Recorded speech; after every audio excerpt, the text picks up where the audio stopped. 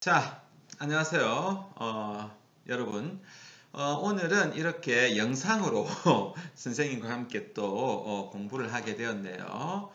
자, 요즘은 이 세상이 빨리빨리 이렇게 변해서 직접 만나서 공부를 하는 것도 좋고, 또 이 줌을 통해서 공부를 하는 것도 좋고, 또 이렇게 사정이 있을 때는 또 이렇게 영상으로 여러분들과 함께 공부를 하는 것도 좋을 거라고 생각됩니다.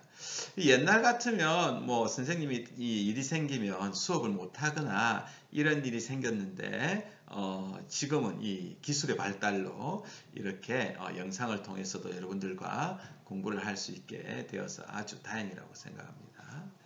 자, 이제 이 식물 단원을 계속 이어오고 있는데요. 자, 뿌리, 그 다음 줄기, 그 다음 잎을 우리가 공부를 했죠. 자, 뿌리의 세 가지 기능 한번 생각해 볼까요? 자, 뿌리의 세 가지 기능.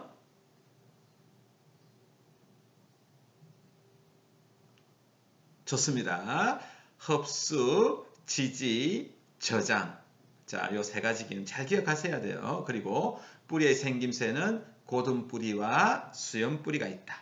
이것도 기억하셔야 됩니다. 고든 뿌리는 쌍떡잎, 수염 뿌리는 외떡잎. 뭐 이런 것들도 기억해 주면 좋겠고, 쌍떡잎 식물은 거물무늬맥, 거물무늬 인맥, 외떡잎 식물은 나란히 인맥. 연결이 되죠.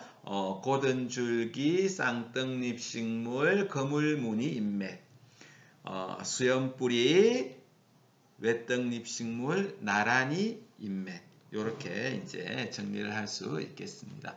자, 또 줄기의 네 가지 기능이죠. 줄기는 네 가지 기능 기억해 볼까요? 하나, 둘, 셋, 넷. 좋습니다. 첫째, 보호 기능. 그죠? 환경으로부터 보호한다. 보호 기능. 그 다음에 지지 기능. 쓰러지지 않도록 지지하는 거죠. 그 다음에 저장 기능. 감자와 같은 건 줄기의 양분을 저장합니다.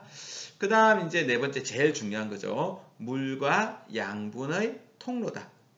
줄기. 그래서 물이 지나가는 건 물관. 양분이 지나가는 통로는 체관이라고 우리가 이제 공부를 했습니다. 그 다음 잎이 하는 일. 잎이 잘 하는 게 양분을 만드는 광합성과 호흡이죠. 호흡. 그죠? 호흡과 연결되는 건 지난 시간에 공부한 정산.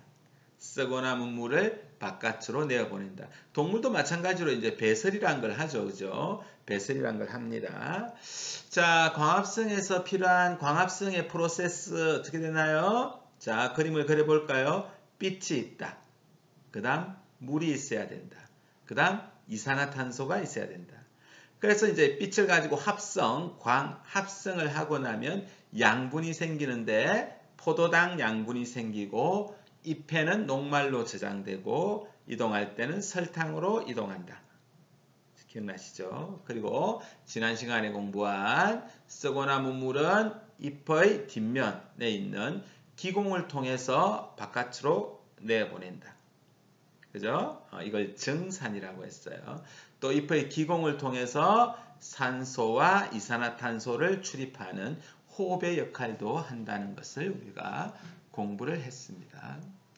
자, 오늘은 이제 꽃인데요. 이 식물하면 대표적이고 떠오르는 꽃이죠. 꽃의 생김새와 하는 일에 대해서 한번 알아보도록 하겠습니다. 자, 교과서를 먼저 한번 읽어보고 활동을 해보도록 하겠습니다. 자, 84쪽 식물원이나 화단에 가면 다양한 모양의 꽃과 모양과 색깔의 꽃을 볼 수 있습니다. 꽃 중에는 크고 화려한 것도 있지만 작고 밋밋하여 눈에 잘 띄지 않는 것도 있습니다. 그렇죠. 큰 꽃도 있어요. 해바라기 같은 큰 꽃도 있고, 근데 별꽃과 같은 바닥에 있는 아주 작은 이런 모를 꽃들도 있습니다. 이 생김새가 다양한 만큼 꽃이 하는 일도 다양한데요. 꽃의 생김새와 하는 일을 한번 알아보도록 하겠습니다. 자, 교과서에 있는데요. 이 사각꽃, 꽃의 기본적인 구조입니다. 이게 이제 꽃의 기본적인 구조인데, 자, 가운데 삐죽히 나와 있는 건 뭐라고 그럴까요? 암술. 암술. 자, 동물과 비교하면서 생각해 보면 됩니다. 암컷이라고 할 수 있죠. 그 다음, 이제 가지수가 많아요. 수술입니다. 수술은 꽃가루를 만듭니다. 꽃가루. 자, 그 다음, 이건 꽃잎이죠. 꽃잎은 이 암술과 수술을 보호하는 역할도 합니다. 보호하는 역할도 하고, 또 이 꽃잎의 색깔이 수분에 필요한 벌과 나비들을 이렇게 불러들이는 역할도 하죠. 그 다음에 꽃받침입니다. 이 전체 꽃을 쓰러지지 않도록 잘 보호하고 있는 꽃받침도 이렇게 있습니다.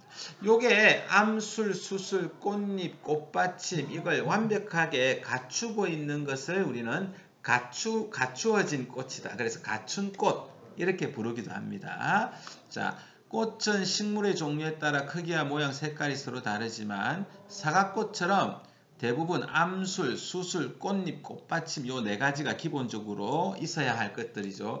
요게 이루어져 있지만 그러나 수세미꽃처럼 일부가 없는 것, 요 네 가지 중에 한 가지가 뭐 한두 가지 정도가 없는 것이 있는데 요걸 못 갖춘 꽃 이렇게 과학에서는 부릅니다.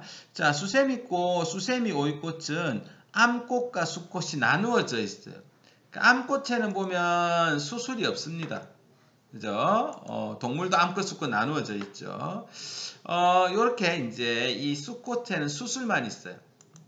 요렇게 암꽃과 수꽃이 따로 있는 대표적 은행나무도 암그루, 암나무와 수크루, 수나무가 이렇게 나누어져 있어요. 동물도 암컷과 수컷 나누어져 있지만 동물도 암컷과 수컷이 자웅동주 같이 있는 동물들도 있어요. 네, 이런 동물들도 있습니다. 대표적인 게 뭐 지렁이 뭐 이런 것들이 있습니다. 85쪽에 확인해 볼게요. 꽃은 이제 꽃이 생김새는 요렇고 생김새는 요렇고 하는 일은 꽃은 씨를 만드는 일을 합니다. 꽃은 씨를 만들어요. 씨를 만들어서 뭐 하려고? 자손을 많이 번식시키는 거죠. 그래서 씨를 만들려면 수술에 있는 꽃가루가 암술머리로 이렇게 옮겨지면 이렇게 해서 이 씨앗을 만듭니다. 이걸 꽃가루바지 또는 수분이라고 합니다. 동물은 수정이죠. 정자와 난자가 수정이 일어나는 겁니다. 꽃가루바지는 곤충, 새, 바람, 물 등의 도움을 이루어 꽃가루바지를 하게 됩니다. 물론 요즘은 사람이 하는 일도 많이 있어요. 실제로 이 꽃가루바지의 대표적인 동물이라고 할 수 있는 게 벌과 나비인데 이 기후변화로 벌과 나비의 개체수가 굉장히 줄어들고 있어요. 그래서 요즘 여러분들 보면 이 벌을 잘 볼 수가 없어요. 예전보다. 지금 5월은 막 이 벌과 나비가 한창 움직여야 하는데 우리 학교 이 화단에도 벌과 나비를 많이 볼 수 없는 게 현실입니다. 자, 그럼 이 꽃가루바지 수분을 하는 방법 4가지가 있는데요. 자, 처음부터 한번 볼까요? 자, 곤충에 의해서 이루어진다. 수분이. 이걸 벌레충, 곤충 충자를 써서 충매화. 벌레를 매개로 해서 꽃 수분이 이루어진다. 가루바지가 이루어진다. 충매화. 그 다음, 자, 새에 의해서 만들어진다. 새조자를 써서 조매화. 그죠? 그 다음, 바람에 의해서 만들어진다. 뭘까요? 바람을 나타내는 한자. 네, 그렇죠. 풍매화.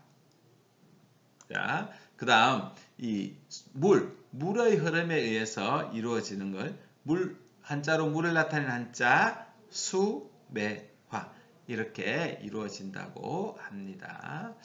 자, 그럼 여러분들이 이제 요게 이제 기본적인 구조인데, 사과꽃의 구조는 암술, 수술, 꽃받침, 꽃잎.